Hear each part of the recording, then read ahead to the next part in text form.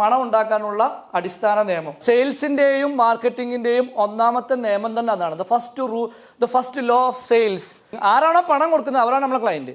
ഒരു വില്ല വിൽക്കണം എന്നുണ്ടെങ്കിൽ ചിലപ്പോൾ എന്തായിരിക്കും, ഹസ്ബൻഡ് ആവില്ല ചിലപ്പോൾ തീരുമാനം എടുക്കുക, ചിലപ്പോൾ വൈഫേക്കാണ് തീരുമാനം എടുക്കുക. അപ്പോൾ ഈ മൂന്ന് കാര്യങ്ങളും വേണം. ഈ മൂന്ന് കാര്യങ്ങളും മാച്ച് ആവുകയാണെങ്കിൽ സെയിൽ ക്ലോസ് ആവുള്ളൂ. Greenlives Coaching and Training Solution.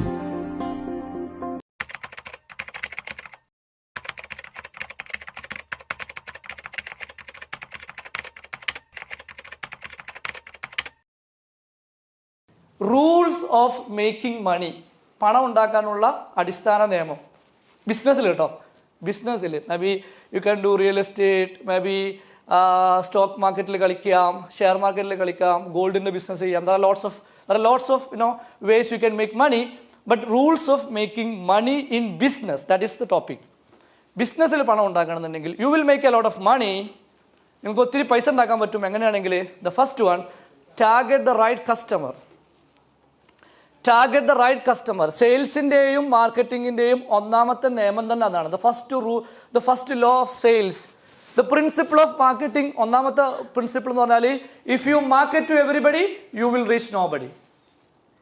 That's the first principle of marketing. If you market to everybody you will reach nobody. സെയിൽസിന്റെ നിയമം വേറെ രീതിയിൽ പറഞ്ഞത് do not accept everyone as your do not accept everyone as your customer. എല്ലാവരെയും കസ്റ്റമറായിട്ട് കാണരുത്. എല്ലാവരെയും കസ്റ്റമറായിട്ട് കാണുകയാണെങ്കിൽ ആരും നിങ്ങളുടെ കസ്റ്റമർ അല്ല എന്നാണ്. Do not accept everyone as your client, your customer. That is the first law of sales. മാർക്കറ്റിംഗിലും പറഞ്ഞതാണ് if you market to everybody you will reach nobody. നിങ്ങൾ എല്ലാവരെയും മാർക്കറ്റ് ചെയ്യാൻ നിന്നാൽ നിങ്ങൾ എവിടെ എത്തൂല. അപ്പോൾ ആദ്യം എന്ത് ചെയ്യണം? മാർക്കറ്റിംഗ് ചെയ്യണമെങ്കിൽ target the right customers. Target the right customers. ശരിയായ കസ്റ്റമറെ ടാർഗറ്റ് ചെയ്യാൻ പഠിക്കണം. ശരിയായ കസ്റ്റമറെ ടാർഗറ്റ് ചെയ്യണം. എങ്ങനെ നമുക്ക് ഈ കസ്റ്റമർ റൈറ്റ് കസ്റ്റമർ ആണോ എന്ന് എങ്ങനെ അറിയാൻ പറ്റുക? How can you identify whether this customer is right or not?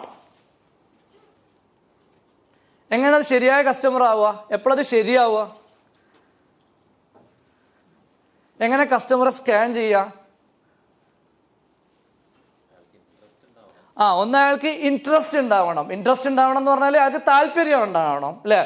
അയാൾക്ക് താല്പര്യം ഉണ്ടാവണം. ഇപ്പോൾ ഫോർ എക്സാമ്പിൾ നിങ്ങൾ ഈ വർക്ക്ഷോപ്പ് അറ്റൻഡ് ചെയ്യണം, അത് നിങ്ങൾക്ക് താല്പര്യം വേണം, നിങ്ങൾക്ക് ആവശ്യം ഉണ്ടാവണം, അല്ലെങ്കിൽ ആരും ഇവിടെ വരില്ല. ആവശ്യം ഉണ്ടാവണം ഒന്നാമത്തെ ഘടകം. ആവശ്യമില്ലാത്തവന് നമ്മൾ എത്ര പൈസ കൊടുത്ത് വെറുതെ കൊടുത്താലും വരില്ല. അത് നിങ്ങൾക്ക് ആവശ്യം ഉണ്ടാവണം. പിന്നെന്താ വേണ്ടേ? പിന്നെ പർച്ചേസിങ് കപ്പാസിറ്റി ഉണ്ടാവണം. പർച്ചേസ് ചെയ്യാനുള്ള കപ്പാസിറ്റി ഉണ്ടാവണം. പർച്ചേസ് ചെയ്യാനുള്ള കപ്പാസിറ്റി പറഞ്ഞാൽ എന്താ ഉദ്ദേശിക്കുന്നത്? അത് വാങ്ങാനുള്ള പണം ഉണ്ടാവണം, അല്ലേ? ആ പ്രൊഡക്റ്റോ ആ സർവീസോ വാങ്ങാനുള്ള പണം അയാളുടെ പോക്കറ്റിൽ ഉണ്ടാവണം. അയാൾക്ക് മണി ഉണ്ടാവണം, മണി പവർ ഉണ്ടാവണം, പർച്ചേസ് ചെയ്യാനുള്ള കപ്പാസിറ്റി ഉണ്ടാവണം. പിന്നെന്താ വേണ്ടേ? ഇത് രണ്ടുണ്ടായാൽ കച്ചവടം നടക്കുമോ? ഒന്നയാൾക്ക് ആവശ്യമുണ്ട്, രണ്ടാമത്തെ പണമുണ്ട്. ഒരു കാര്യം കൂടി വേണം. എന്താ? അയാൾക്ക് തീരുമാനം എടുക്കാനുള്ള പവർ ഉണ്ടാവണം, ഡിസിഷൻ എടുക്കാനുള്ള പവർ ഉണ്ടാവണം. ഫോർ എക്സാമ്പിൾ ഇപ്പോൾ മുസഫിർ ഡോക്ടറുടെ വൈഫ് ഇവിടെ ഇരിക്കുന്നുണ്ട്. ചിലപ്പോൾ അവരാണ് പണം കൊടുക്കുന്നതെങ്കിൽ അവർക്ക് വരാം. മുസഫിർ ഡോക്ടറാണ് പണം കൊടുക്കുന്നതെങ്കിൽ എന്ത് ചെയ്യണം? മുസഫിർ ഡോക്ടറെ എനിക്ക് ഇൻഫ്ലുവൻസ് ചെയ്യാൻ പറ്റണം. ക്ലിയർ? കാരണം പുള്ളിയാണ് തീരുമാനം എടുക്കുന്നത്.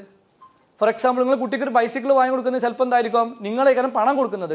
ആരാണോ പണം കൊടുക്കുന്നത് അവരാണ് നമ്മളെ ക്ലയൻറ്റ്, അല്ലേ?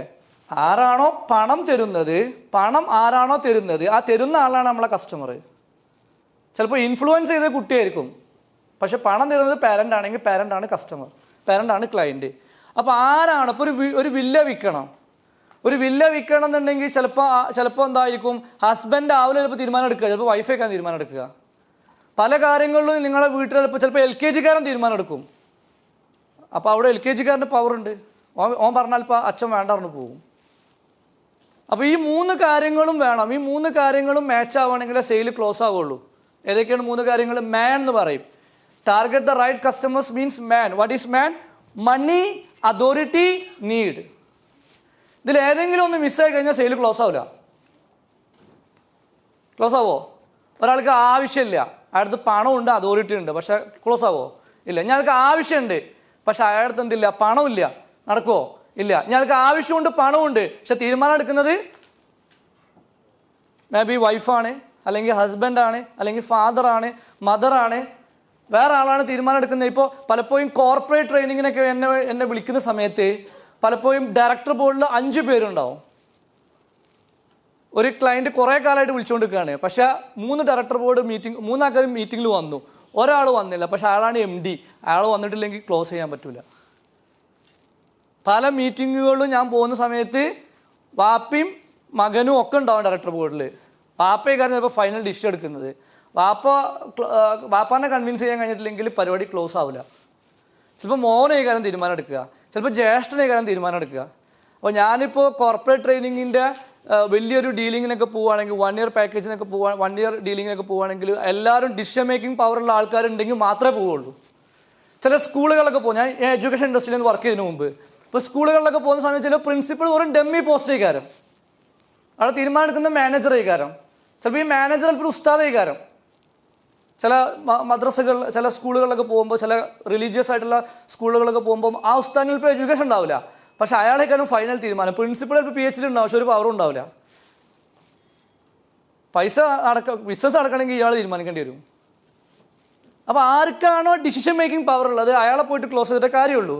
പല കമ്പനിയും ചിലപ്പോൾ HR മാനേജറേക്കാരും ട്രെയിനിങ്ങിന് വിളിക്കുക, പക്ഷേ HR മാനേജർ എന്ത് കഴിഞ്ഞാൽ MD സൈൻ ചെയ്യേണ്ടി വരും ചെക്കിൽ. HR മാനേജർക്ക് ഒരു പവറും ഉണ്ടാവില്ല. അപ്പോൾ ആർക്കാണോ പവർ ഉള്ളത്, ആർക്കാണോ തീരുമാനം എടുക്കാനുള്ള കപ്പാസിറ്റി ഉള്ളത്, I mean decision making power ഉള്ളത്, അയാളെ ക്ലോസ് ആണ്. So that is target the right customer. Target the right customer means money, authority and need.